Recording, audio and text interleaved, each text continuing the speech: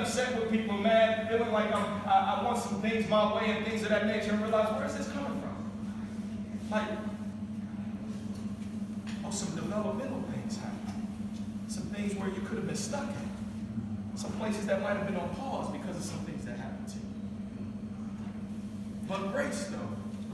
Yeah. But grace, so I'm going to tell you something about grace again. Yeah. So, to fast forward a little bit,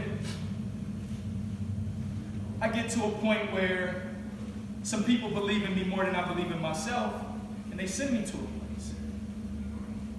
So me, in my head, I'm like, man, I've been raised by all types of psychs and psychologists and gestalt therapists. Like, that person better be real, because I'm going to see right through them. I promise you, that person better understand the environment I've been around, the diverse culture I've been around, the type of language that was spoken to me, the things that I understand, they better understand. Because if they don't, I'm going to get over on that person. I'm going to just go ahead and walk through this thing and make it work and this and that. And it's going to be easy. They send me to a place after believing in me and after giving me chances I personally didn't feel I deserved, but I begged for. But that wasn't about why they gave it to me. But they sent me to a place. And I met somebody.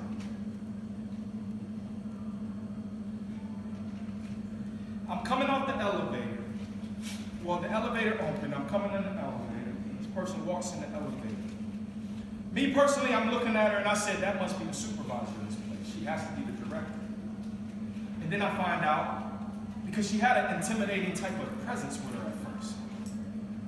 Then I find out, she introduced herself. She said, I'm your therapist. And I'll be back up to talk to you in a minute.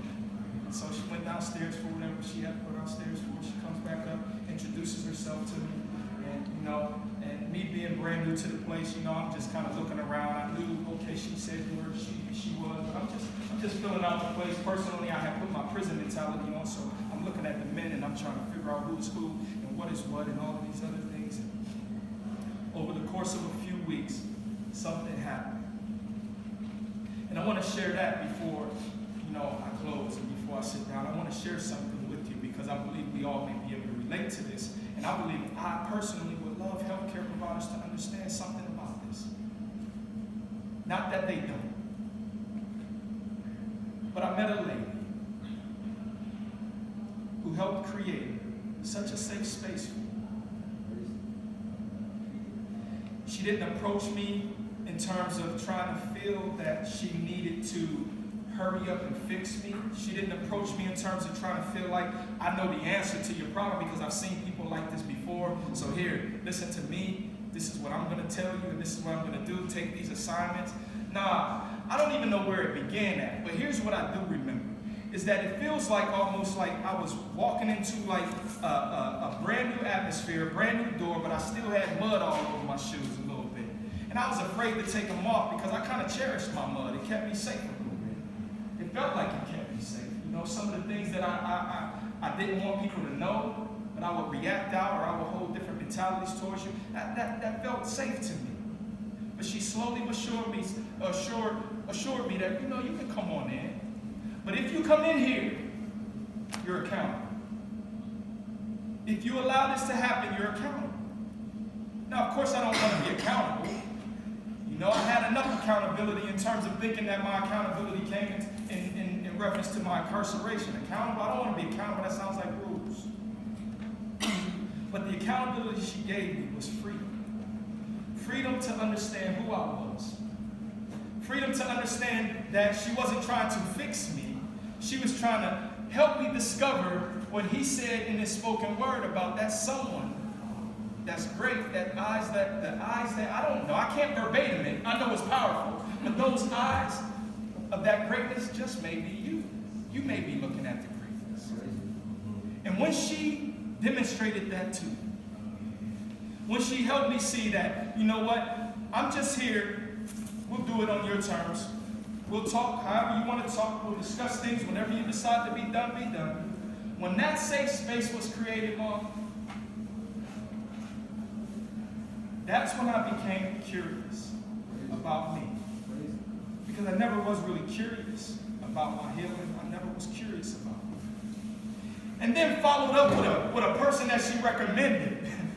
A young man that she recommended who now became my tangible example of, oh, he looks like me and that can really happen. He's really doing it. Because I never really had those examples before. Because people would always say that that person exists, but I never really had a genuine person, a genuine another young black male who was just like me, who had a story like me, who decided one time in his life, whatever happened to him in his inducement, to heal himself. And to decide, you know what, instead of me talking to you a lot, my character's prophetic, I'm going to just show you. And he did that. Grace, the different elements that come into your life, the times when your mom can come years and years later and hear somebody say something and decide, I'm healed a little bit. That grace. Yes, sir. Miss Pamela Wood is here today. And I'm not going to hold y'all long. Mr. Randy Williams is here today. My family is here today. My sister is my mom, Miss Anna, Miss Brenda, Sam Bird. The people that see some struggle in my life. But remember, Julius told me we was all family, we just hadn't met yet.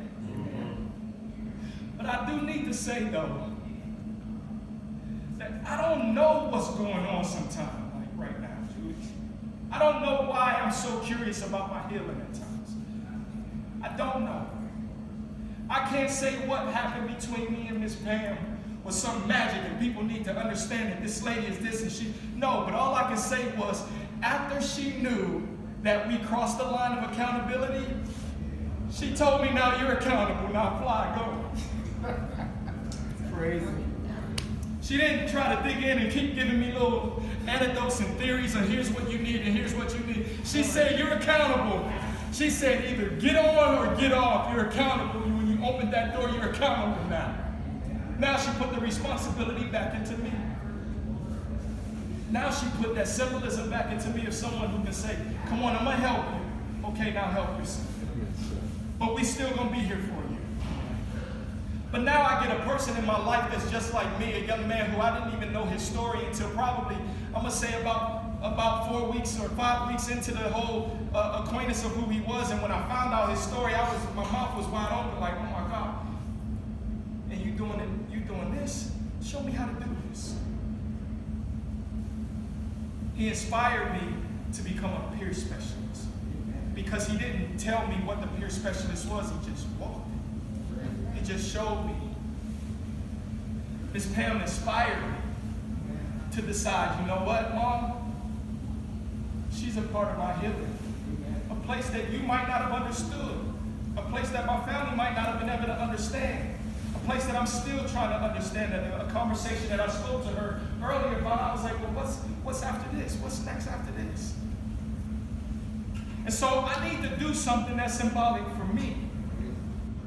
Because a woman who struggled through some chaos on one end of my life, and then a woman who comes years later on another end and kind of helps bridge that gap. And you know that bridge, man, that bridge lays itself down and provides access, right? So some people can cross over safely.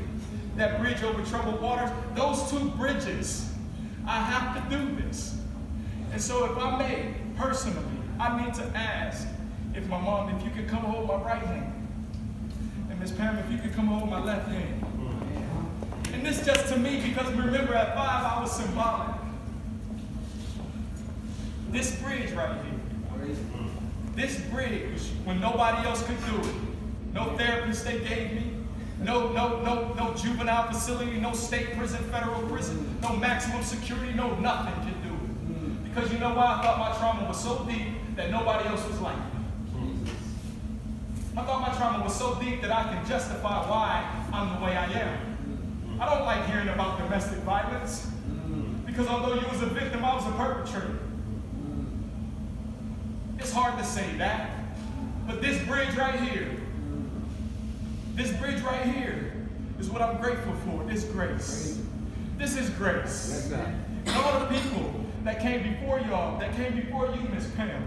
Mr. Bird, this is grace. You told me preparation. You shared with me that. You woke up with me when I woke up from my overdose.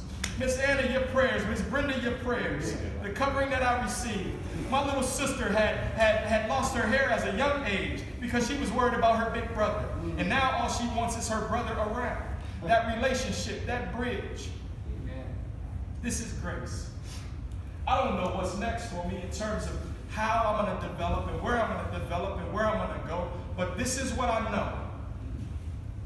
This is grace. You created a place for me to be safe enough to tell you I'm scared. Praise It's okay. And you created a motherhood that I will forever, ever, ever talk about. And while I'm here in this city, and while I'm here with the people around me, I am going to create. Praise I'm going to reach out to men. I'm going to reach out to women. I'm going to ask questions. I'm going to ask you to hold my hand. Tell me how you do it. Why do you cry? Why do you laugh? Why do you do the things you do? Joy, why do you just want me around? Why is it still preparation? Why did you show me? Why did you show me him when I didn't see him in no other place? Why didn't Mr. Randy Williams show me them? Why did you show me that black man that I wanted to be? Praise Why did you show me him? I can touch you now. I know what it feels like. I know what it looks like. Absolutely. Why did you tell me we all family? We just didn't meet yet.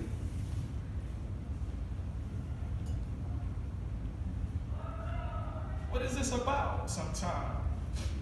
Why do I still have anxieties? And why do I still have depression? Why do I still want to give up? And why do I still want this? And why do I still want that? But when I realize that right here, I'm in the middle now. Her son, my healer. Love you both. Amen. I thank you for what you did. People should understand who you are. You should read her bio. And don't read the bio, though. But you should read her bio. I appreciate her bio, but I spent some time with her. Amen. And that, to me, is the best biography Praise I it. could ever receive. Praise it. Because she held me accountable. And then she said, fly.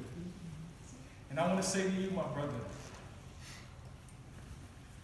I'm very grateful for who you are Amen. and for what you went through. Because if you didn't decide to heal yourself, I wouldn't have met you.